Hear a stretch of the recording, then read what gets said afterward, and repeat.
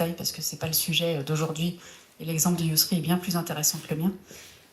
Mais j'ai fait une première reconversion sans formation et une deuxième reconversion avec formation. Et c'est peut-être pour ça que le profil de Yousri m'a intéressée. Donc Annabelle Rendu, moi j'anime l'AFIPRAL, qui est l'association des fabricants de l'industrie pharmaceutique de la région Rhône-Alpes. Donc c'est un réseau d'entreprises qui a à peu près 42 entreprises adhérentes qui toutes ont pour point commun de fabriquer ou commercialiser un produit de santé. Donc moi je vais vous parler du secteur des médicaments à usage humain, des médicaments à usage vétérinaire, des dispositifs médicaux et du dispositif in vitro.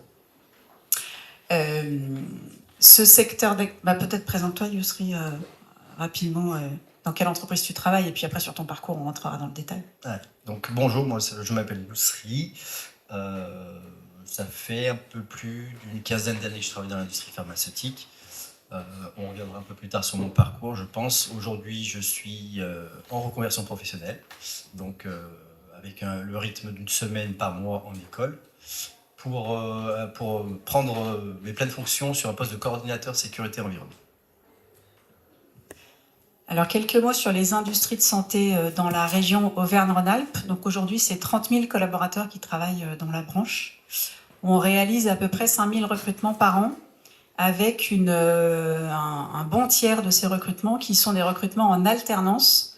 Et quand on dit en alternance, c'est à la fois des jeunes qui entrent en apprentissage, mais aussi des moins jeunes qui arrivent dans le cadre de la reconversion professionnelle. Alors, je n'ai pas la proportion exacte des adultes en reconversion professionnelle versus des jeunes en formation initiale. Et en tout cas, ça fait partie des pratiques de recruter. La plupart de ceux qu'on recrute sont dans ce type de situation. Pour donner un peu le schéma, on a dans le secteur d'activité 56% de femmes. Donc pour une industrie, c'est une industrie qui est relativement féminine. Et 56% de cadres. Alors il n'y a pas de connexion entre les deux, mais il se trouve que c'est le même chiffre. Et on est un secteur avec un niveau de formation relativement élevé, puisqu'on a un peu plus de la moitié de nos collaborateurs qui ont au moins un bac+2 en bagage. Alors, c'est pas parce que la moitié a au moins un bac+2 qu'il n'y en a pas d'autres, puisque évidemment l'autre moitié n'a pas de bac+2. Donc il y a parfois un parti pris sur la pharma qui est de se dire il faut être pharmacien pour travailler dans la pharma, pas du tout. Hein. On a la moitié de nos collaborateurs qui ont en dessous du bac+2, donc notamment nos opérateurs de production ont plutôt des niveaux CAP ou des niveaux bac. Mais encore une fois, Yousri vous en parlera un peu plus. Alors après, des éléments de salaire, parce que ça peut donner quelques points de repère. Je vois qu'il y a des stylos qui se lèvent pour noter.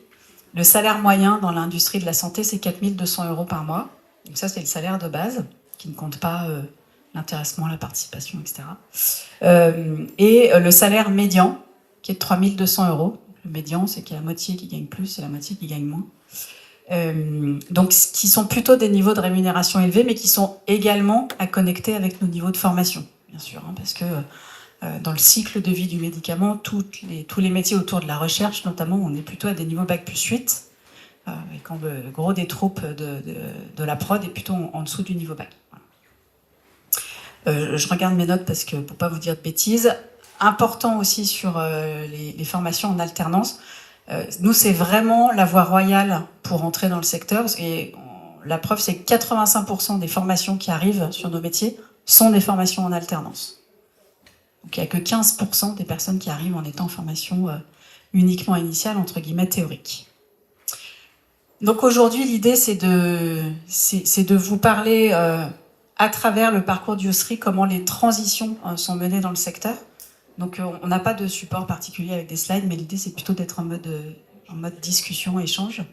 Et puis du coup, n'hésitez pas à lever la main si vous avez des questions, si vous avez envie d'interagir, parce que sinon on va se sentir très seul sur nos deux magnifiques chaises, certes, mais quand même très seul.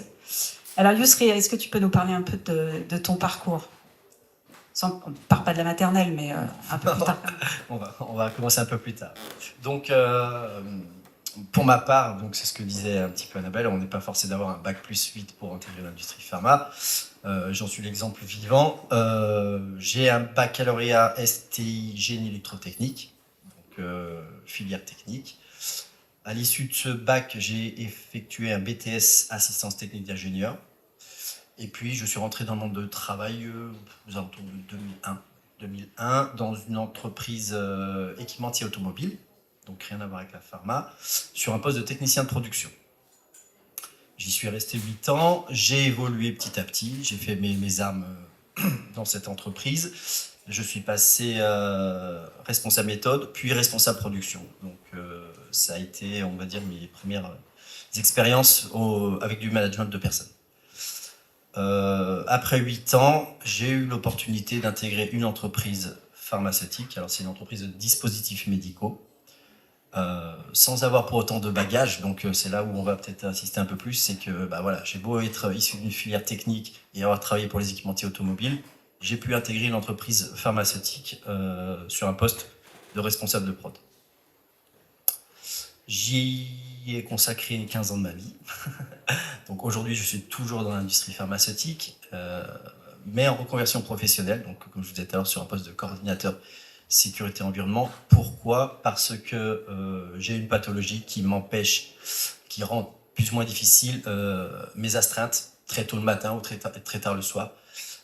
Chose qu'on est obligé de faire sur un poste de production dans l'industrie pharma. Donc il y a eu des organismes qui ont été présents, que ce soit dans le cadre de mon handicap ou autre, qui m'ont permis un petit peu, on va dire, de favoriser ça. J'ai été assez bien accompagné. Aujourd'hui, je suis toujours sur ce parcours, on va dire, d'alternance pendant une année. Voilà. Alors, tu l'as fait où, ta formation ? Alors, ma formation, je la fais au CESI. Je ne sais pas si ça parle pour tout le monde. Donc, une école d'ingénieurs qui est sur le campus de la Doua, à proximité du campus de la Doua, et pas tout à fait dessus, au rythme de 1 semaine par mois, donc sur une durée d'1 an. En termes de financement, ça se passe comment ? C'est une formation à temps plein. C'est 35 heures à l'auto. Une semaine par mois, en général, ouais, en général. Mais la semaine, c'est plein temps, c'est 35 heures. Ah oui, c'est toute la semaine, ouais. Alors parfois ça arrive comme là, j'ai eu cours cette semaine juste le mardi, et la semaine prochaine je fais 4 jours. Donc plus ou moins sur le mois en général on équilibre toujours à peu près une semaine. Et en termes de financement ? Alors en termes de financement, c'est ce que je disais, donc on dit M, je ne sais pas si ça parle pour tout le monde, qui est un organisme qui aide les personnes dans ma situation en termes de handicap à financer ces formations. Ok, alors tu t'es passé très vite sur ton parcours. Moi, j'aimerais bien insister sur ce qui t'a permis, d'abord de l'industrie automobile, à passer vers le dispositif médical. Qu'est-ce qui, selon toi, là, parce que je crois que là, il n'y a pas eu d'accompagnement formation particulier, en tout cas en externe. Non, aucune. J'ai simplement postulé à un poste qui s'ouvrait près de chez moi, je l'avoue, ça aide un peu. Et puis, plus que la compétence, on va dire, il y avait un savoir-être, je pense, qui est assez important et qui est encore plus accentué aujourd'hui. Le reste, je l'ai appris sur le tas. Voilà. Donc, l'industrie pharma a la chance de donner beaucoup de moyens pour former ses collaborateurs. Et j'étais dans ce cas-là, hein, j'avais aucune connaissance du monde de la fabrication des médicaments, des BPF, donc des bonnes pratiques de fabrication, c'est ce qui régit un petit peu l'industrie pharma. Et tout ça, ça s'est fait au fil des années. Et est-ce qu'en interne, tu as été accompagné par exemple avec un tuteur, est-ce qu'il y a eu du compagnonnage ? Alors, tu étais sur un poste de management, là, c'est peut-être un peu particulier sur ces postes-là. Il y a de l'accompagnement, il y a l'accompagnement et le fait que j'ai fait 3 entreprises pharmaceutiques au total, hein, sur les 15 ans. Lorsque vous arrivez, ou si ce n'est les collaborateurs que j'ai pu avoir, vous avez un accompagnement qui peut être assez important, point de vue d'autres entreprises. Nous, on compte en général 2 mois et demi à 3 mois de formation. Donc il y a vraiment un accompagnement qui est suivi. Pourquoi déjà ? Parce qu'on ne peut pas faire n'importe quoi avec la fabrication des médicaments, c'est quelque chose qui est très encadré. Mais voilà, l'entreprise pharmaceutique donne les moyens pour arriver sur une autonomie complète. Ok, et le processus d'inscription au CESI, d'abord cette évolution professionnelle, le fait de passer de la prod à la sécurité, comment ça s'est passé ? Quel est le processus qui a été mis en place ? C'est venu de toi, c'est venu de ton entreprise ? Ça s'est fait conjointement de par mes difficultés de santé. le service, donc on a le service médical qui est dans l'entreprise, mais aussi bien les ressources humaines ont été très présentes. Et je suis pas le seul, hein, je suis pas vraiment un cas à part dans cette situation. On a un accompagnement qui est assez présent, et on m'a beaucoup aidé pour arriver à ce niveau. Je vous cache pas qu'il y avait quelques appréhensions parce que bon, faut sortir de sa zone de confort. Faut se dire, je vais retourner à l'école à 45 ans. Après, voilà, il faut aussi peser le pour et le contre. On a la chance, enfin, j'ai la chance d'avoir une entreprise qui me suit dans ma démarche, qui me donne les moyens de le faire, qui me donne aujourd'hui le moyen d'être ici pour témoigner auprès de vous. Donc, voilà. Dans ton quotidien, qu'est-ce qui te plaît dans ce secteur d'activité? Alors, la première des choses, de par ma pathologie, c'est de pouvoir amener quelque chose déjà à moi-même, mais aussi amener des choses à l'humain, parce que ça reste quelque chose de très important aujourd'hui.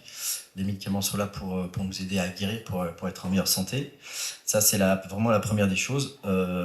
Ensuite, c'est une entreprise qui évolue constamment. Donc, vous avez des nouvelles réglementations, vous avez l'évolution de la médecine, hein, les recherches qui s'effectuent. Donc, vous ne rentrez pas dans de la monotonie où vous faites uniquement que de la production. Moi, pour mon cas, vous avez la possibilité de voir énormément de choses. Et on a aussi la possibilité, quand ça coince quelque part, on va dire de prendre une petite déviation, et de se réguler sur une autre voie. Tu travailles en anglais? Ouais, mais on entendait très bien madame tout à l'heure. Je ne sais pas si la salle entendait bien. Vous entendez bien derrière? Oui? Bon, bah parfait.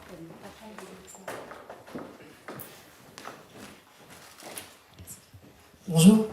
Je voulais juste savoir en fait le lien qu'il y avait, parce que je reviens en fait sur la partie accompagnement. À savoir qu'est-ce que Afipral a pu réaliser justement sur l'accompagnement de Yousri. Alors rien. C'est pour ça que je voulais comprendre un petit peu le lien que vous aviez en fait tous les deux.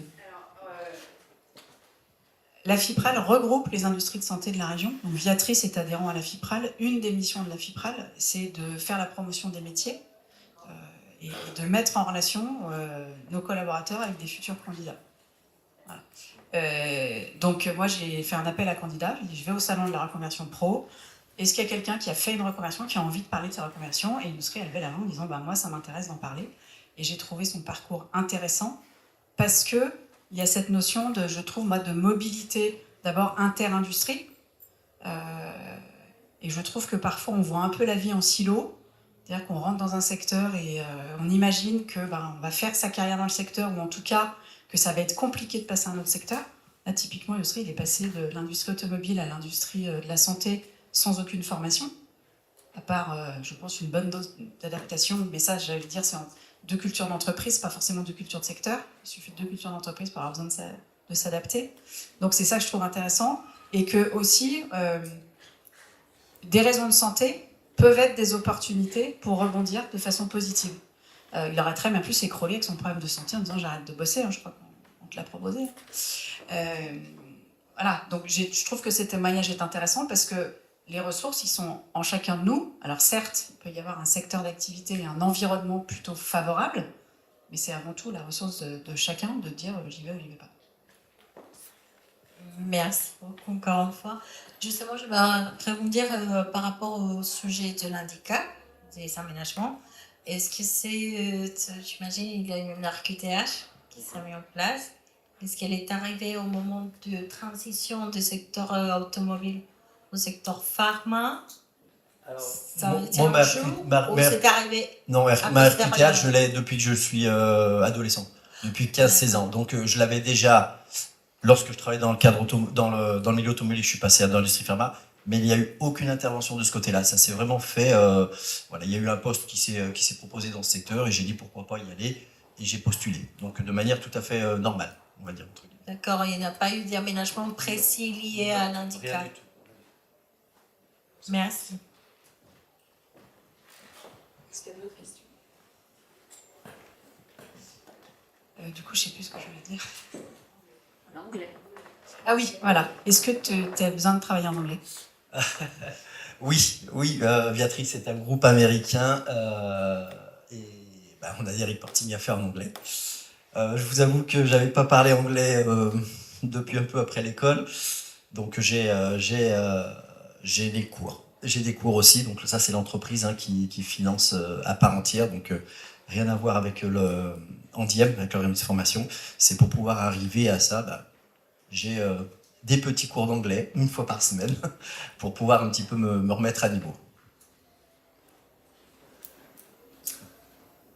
Est-ce que tu as autre chose à nous... sur ton parcours Sur mon parcours et de manière plus générale, j'ai eu l'occasion, j'ai eu le plaisir en tant que responsable de production de recruter, de mener des entretiens. Je raisonne de la même manière que moi je suis rentré dans le monde pharma, c'est qu'aujourd'hui, c'est ce que disait tout à l'heure Annabelle, il ne faut pas forcément avoir un bac plus 8 pour pouvoir rentrer, il ne faut pas forcément avoir les compétences, il y a un savoir-être qui est vraiment le plus important. Le reste, ça s'apprend sur le tas. On a la chance dans l'industrie pharma de donner le temps. Lorsque j'étais dans l'équipementier automobile, il fallait que ça aille vite. Mais aujourd'hui, l'industrie pharma, c'est ce qui m'a vraiment fait une démarcation. On prend vraiment le temps de former ses collaborateurs. Je crois qu'une prise de poste, c'est entre 1 et 18 mois en fonction des... Alors là, je parle juste secteur production. Sur les premiers niveaux, conditionnement, il y a 1 mois à peu près de prise en main des différentes machines. Ça dépend des sites, bien entendu. Quand on est sur le vaccin et sur la culture cellulaire, en général, il y a du doublon pendant 18 mois avant d'être autonome sur la gestion des équipements.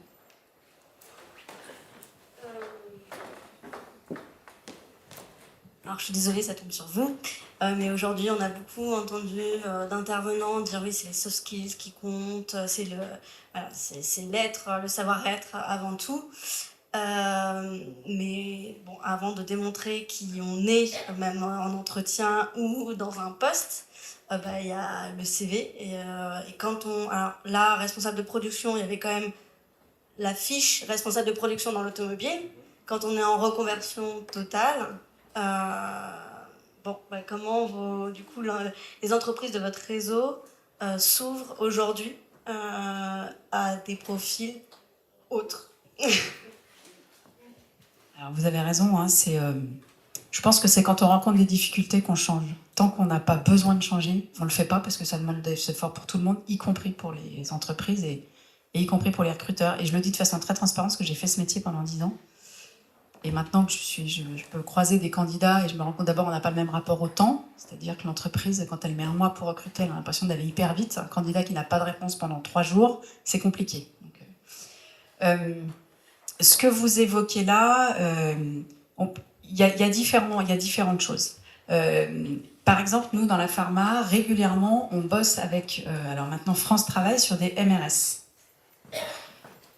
Je ne sais plus ce que ça veut dire, MRS. Si quelqu'un dans la salle sait, vient m'aider. Méthode de recrutement par simulation. Merci bien. Le principe, c'est qu'en fait, on se met d'accord sur un cahier des charges, entre guillemets, de comportement et aptitude attendue. Les conseillers, alors à l'époque Pôle emploi, maintenant France Travail, viennent sur site, viennent vérifier. Il y a des visites de poste et du coup ils font toute une liste de ces à la fois aptitudes et à terme compétences. Ça, ils le transforment en des batteries de tests. Et donc on ne va pas tester, encore une fois, la capacité à avoir déjà fait, on va tester la capacité à pouvoir refaire demain, à faire de le faire dans le futur, non pas dans le passé. C'est vrai que le CV, c'est le problème, c'est que si on prend quelqu'un qui a déjà fait, dans 2 mois, il s'ennuie, quoi. D'accord. Donc, dans ce cadre-là, on va dire, on fait une information collective auprès de France Travail. Donc, on présente l'entreprise, les postes à pourvoir. Les personnes qui sont intéressées lèvent le doigt, elles passent les tests. Si les tests sont positifs, elles passent un entretien auprès de l'entreprise. On ne découvre son parcours qu'à la fin de l'entretien avec l'entreprise. Avant ça, on ne connaît pas son parcours. Et c'est une condition pour faire la MRS, c'est qu'on accepte de recevoir des personnes dont on ne connaît pas. Alors, moi, j'ai pu l'accompagner dans une des entreprises qui s'appelle Boiron. le chef d'équipe, la première question qu'il pose, c'est il a fait quoi? Je dis on s'en fout de ce qu'il a fait. Ce qu'on veut savoir, c'est ce qu'il est capable de faire demain. Mais assez naturellement, celui qui a l'habitude de recruter, la première question qu'il pose, c'est qu'est-ce qu'il a fait? Alors, il se trouve que alors, ces personnes-là sont encore dans l'entreprise aujourd'hui, c'était il y a 18 mois. Il y a un boulanger, il y a un carrossier automobile, donc des gens qui, évidemment, n'étaient pas du tout dans l'environnement de la ferme avant, qui n'étaient pas du tout dans l'environnement industriel, mais qui avaient les aptitudes à.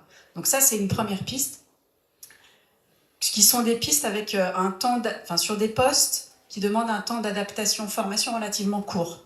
Hein, c'est ce dont parlait Yousri tout à l'heure, 1 mois de prise de poste, 3 mois de prise de poste. Quand on est sur des parcours un peu plus longs, là où je suis d'accord avec vous, c'est qu'il y a un vrai effort du candidat à faire sur son projet professionnel, mais de façon, parce que vous allez investir dans une formation, et là, tout le jeu, c'est de faire le lien, mais ça, en bilan de compétences, en général, vous le faites assez bien, de faire le lien entre ce que vous aimez faire, ce que vous avez envie de faire, et ce que vous êtes capable de faire, et du coup, vous le transformez en projet professionnel. Mais là, effectivement, il peut y avoir la case CV. Après, moi, j'ai un autre adhérent qui a décidé de recruter sans CV complètement et qui travaille avec une association qui s'appelle Je ne suis pas qu'un CV et qui ne présente des candidats que sans CV. Mais la transition, elle est lente. Elle est lente. Le premier réflexe, ça va être qu'est-ce qu'il a fait? Donne-moi son CV. Je suis d'accord avec vous. Mais on y arrive. Et encore une fois, sur des postes de production, je trouve qu'il y a un vrai défaut dans notre secteur d'activité, pour être très transparente, mais qui n'en est peut-être pas qu'un, c'est qu'on utilise beaucoup l'intérim. Moi, je trouve qu'on ne peut pas demander à des gens d'être fidèles quand on leur propose de la précarité. Voilà, je trouve que ce n'est pas très cohérent. Mais c'est un point de vue tout à fait personnel qui n'engage que moi. Et là, je ne suis plus à Fipral quand je dis ça, je suis juste Annabelle. Mais qui a l'avantage que le candidat aussi peut se tester et de voir s'il aime. Parce que tu n'as pas parlé des conditions de travail en prod, mais je ne sais pas si vous vous souvenez, c'est pas si loin que ça, les masques toute la journée. Moi, vous me collez un masque toute la journée, d'abord je ne peux pas parler tout le temps et c'est insupportable. Pour moi, voilà, et ce sont des conditions de travail que tout le monde n'a pas envie d'avoir dans son quotidien. Exactement, c'est exactement ça. Après, par rapport à d'autres secteurs, il y a quand même moi, de ce que j'ai relevé, il y a quand même un confort qui, par rapport à d'autres activités où c'est plus contraignant, on a une température qui est contrôlée toute l'année, donc on est à 21, 22 degrés. Vous travaillez dans une zone qui est relativement propre. Donc, pas relativement, super propre. Qui est super propre. Ça fallait pas le dire. Non, mais voilà, par rapport à d'autres secteurs, moi mon père était mécanicien poids lourd, quand je suis allé faire mon stage de 3e chez lui, je suis rentré, j'ai dit waouh. Donc avec des astreintes 24 sur 24 heures, sous la pluie, sous le vent, sous la neige, etc. Donc il y a quand même aussi un confort qui n'est pas non plus négligeable. Mais pour revenir au point de l'intérim, c'est vrai que j'ai toujours connu ça depuis les 15 ans que je bosse dans l'industrie pharma. On fait appel à énormément de personnel intérimaire. Cela dit, il faut aussi regarder le côté positif, c'est qu'il y a énormément de contrats intérimaires qui aboutissent sur un CDI et avant les 18 mois. Donc ça permet vraiment aussi de jauger d'un côté et de l'autre, d'avoir la personne, de voir comment la personne évolue, de vraiment apprendre à connaître la personne et voir comment elle s'intègre dans l'entreprise. Mais me dire pourquoi aujourd'hui on a autant de personnel intérimaire, je ne saurais pas vous dire. Et après, ça reste là, on parle de la population industrielle, donc sur des sites indus qui sont au moins en 2-8. Et puis une bonne partie sont en 3-8 et quelques-uns 5-8, mais c'est quand même plus rare. C'est ça. Le 5-8 se fait de moins en moins, ça existe toujours, mais on a des personnes qui travaillent en week-end. Donc moi j'en suis aussi un exemple, j'ai fait 10 ans de week-end, donc 2 fois 12 heures. Alors, ça m'a permis de voir grandir mes enfants, de faire du bricolage à la maison. Mais et ça n'a pas de lien avec ta pathologie, on est d'accord? Et non, rien à voir avec la pathologie non plus. T'as pas rendu malade, quoi? Non, c'était un choix de vie, rien à voir, non, rien à voir. Peut-être monsieur avant, non? Monsieur. Non? Ah, pardon. Madame, pour faire tourner les speakers. Juste une question, qu'en est-il des embauches des seniors? bonne question. Qui est très difficile. Alors, c'est une très bonne question. Les industries de santé, on n'avait pas de problème d'attractivité, pas de problème de recrutement jusqu'à, on va dire, le Covid. C'est un peu le Covid qui a été le déclencheur. Alors pour beaucoup de secteurs d'activité, sauf que nous, on est arrivé à la fin, quand on appelle ça le fil était tendu, quoi. Donc on s'est attaqué d'abord aux jeunes, et puis maintenant se pose la question des seniors. Clairement, c'est là où il y a le plus de compétences disponibles en France. Donc après, on n'est pas du tout, enfin je vais être très, très transparente, hein. Aujourd'hui, on n'est pas très mature sur l'intégration des seniors. En tout cas, sont des sujets qui arrivent sur le tapis au niveau de la branche et au niveau des entreprises. Ce sont des sujets qui sont de plus en plus abordés, mais il n'y a pas suffisamment de maturité pour qu'aujourd'hui je puisse avoir le discours qui va bien. Donc je préfère pas m'engager là-dessus. En tout cas, on voit, moi je vois de plus en plus de personnes en reconversion.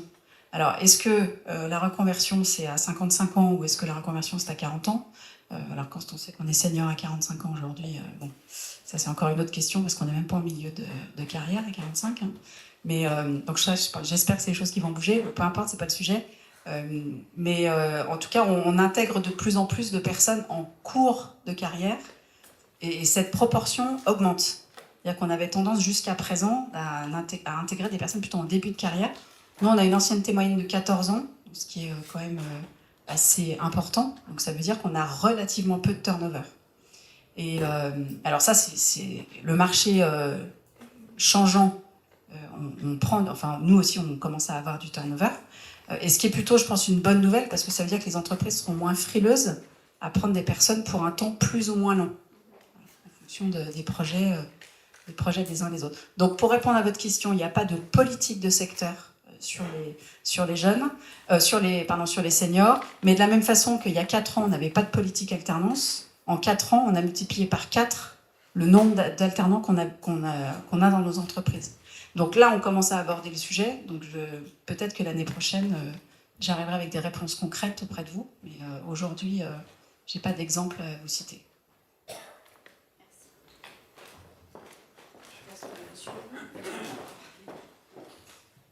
Merci. Peut-être une petite question. Est-ce que vous avez constaté une évolution dans l'environnement manufacturier, en fait, que ce soit dans l'automobile ou dans l'industrie de la pharma, est-ce que les métiers évoluent? C'est-à-dire que c'est une industrie manufacturière, donc avec un passé un peu à la tayloriste hein, dans la fabrication. Est-ce que vous avez constaté les évolutions là, sur ces 10 ou 15 dernières années? Parce que je sais que les métiers évoluent, les jeunes veulent plus travailler de la même manière, le management évolue aussi. Qu'est-ce que vous avez constaté comme changement? Répondre sur ton site et puis après je réponds à tes questions.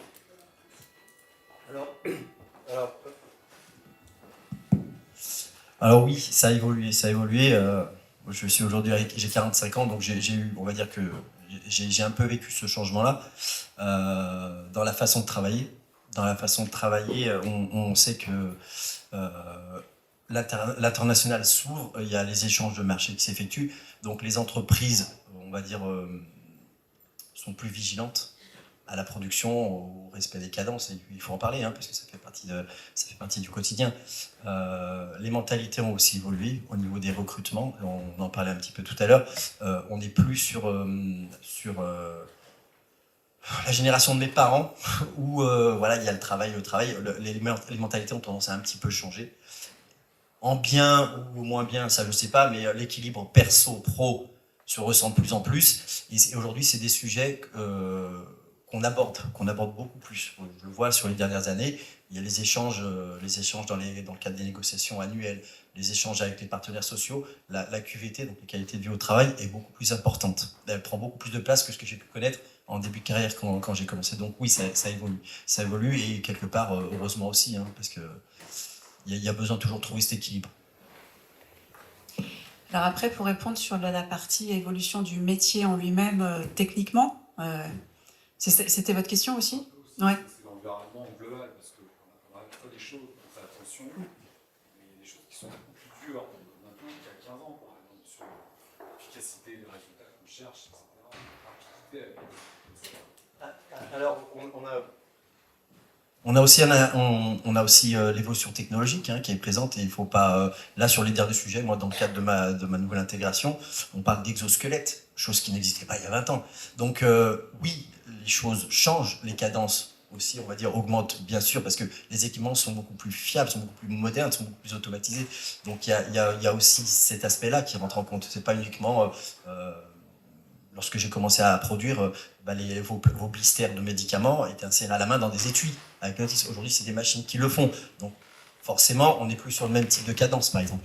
Mais il y a aussi tout cet accompagnement, ce que je vous disais, par exemple, il y a des charges à porter, des bobines pour... on met en place ces exosquelettes, donc il y a l'adaptation aussi avec les technologies d'aujourd'hui. Alors effectivement, d'un point de vue technologique, je pense qu'on est passé de mettre des boîtes dans des cartons à certains postes de conditionnement à là maintenant piloter des lignes.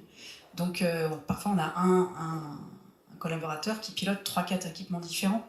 Donc l'enjeu il est plus sur les troubles musculo-squelettiques, c'est plutôt sur la capacité à gérer le stress, à gérer les incidents.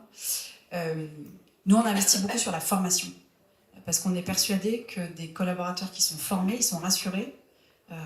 Alors ça n'empêche pas qu'il y a du rythme derrière, hein, je dis pas, mais je pense que quand on dit qu'il y a 1 à 3 mois de formation pour piloter un équipement de conditionnement, c'est 1 à 3 mois en étant doublon. Hein, c'est pas juste, j'ai pas vérifié que tu étais autonome, c'est tu fais rien tout seul. Donc on est toujours deux. Déjà ça permet de sécuriser un peu et la prise de poste et du coup le stress qui peut être engendré derrière. Et puis après il y a des mouvements un peu plus de fond. Nous, en Europe, il y a toute une partie qu'on n'a pas vécue, qui a été... on l'a vécu différemment, c'est-à-dire qu'on n'a pas vécu en transformation des métiers, mais on l'a vécu par l'externalisation. C'est-à-dire que l'économie du médicament a fait qu'il a été plus rentable d'aller faire fabriquer ailleurs que de fabriquer en Europe.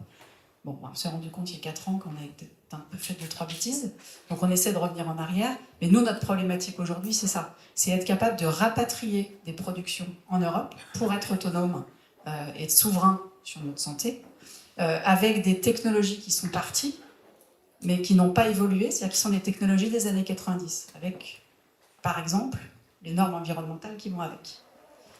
Aujourd'hui, il y a des freins comme ça, il y a des molécules qu'on ne peut pas ramener en Europe parce que les normes européennes, d'un point de vue environnemental, sont trop exigeantes. Et tant mieux, elles ne sont pas trop exigeantes en l'absolu, mais elles sont trop exigeantes pour la technologie qui est derrière. Donc on a aussi de la recherche à faire sur fabriquer de façon meilleure, et du coup de pouvoir rapatrier en Europe.